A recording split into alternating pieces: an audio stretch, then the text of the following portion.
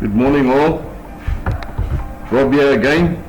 This morning we're going to discuss how to size or scale the objects in your drawing or painting so they fit realistically into the drawing.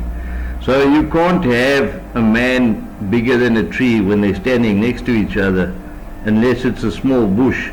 But if it's a big oak tree, you can't make the man the same size if he's standing next to it, because it's going to look odd. If the man is standing right in front and the tree is at the back, far back in the picture, then obviously the man is going to look bigger than the tree. So how we get this, there are a number of techniques which I'm going to show you, and then I'm going to show you in the next video the one I prefer, which for me works every single time. And it's not always the best and the most used. You'll often see painters, especially portraits, they actually start just painting on the canvas directly and they'll sketch out in paint. They don't even take measurements. They're so used to observing and looking and seeing where proportions are, what size things are. They just do it naturally.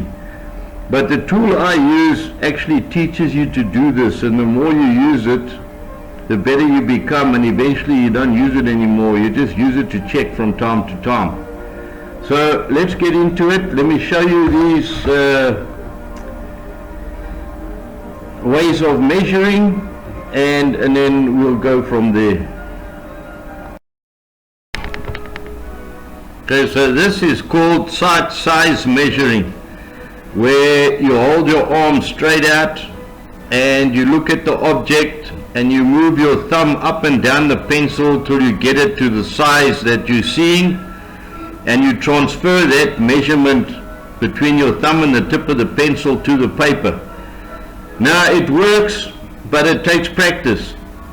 The slightest bend in your elbow when you're taking your third or fourth measurement will throw your drawing out completely. You have to keep your elbow locked and you have to keep your arm straight every single time.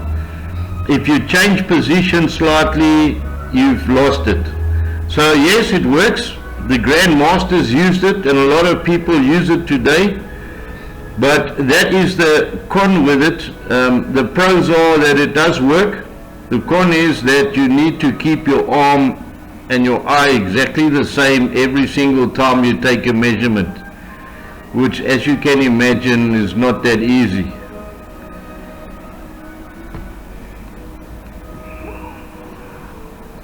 Here you can see it can even be done horizontally, vertically, diagonally, any direction you want. But as I said before, be careful to keep your arm straight and locked.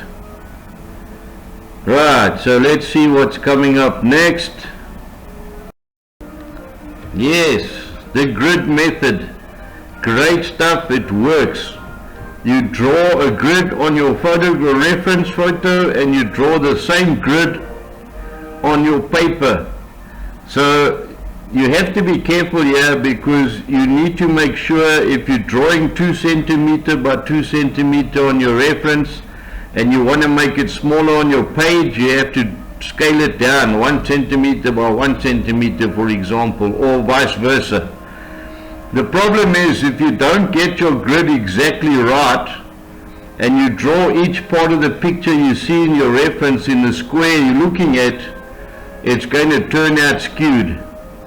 So it's very difficult to get the grid exactly right unless you have a pre-printed grid on, let's say, transparent paper or something that you can lay over your reference photo and then onto your page. That will work. Here's another method the guy is using, is also side method, but it's using horizontal method here, and he's broken the animal up into segments. That works very well. Break things down into smaller separate parts. So give that a try, that might work. So here is a picture of the Queen, the late Queen, and you can see it was drawn with proportional dividers. and that's the tool that I use. There's my version of her, drawn from a reference photo using that very tool. It's one of the first portraits I ever did. So there you can see that it does work.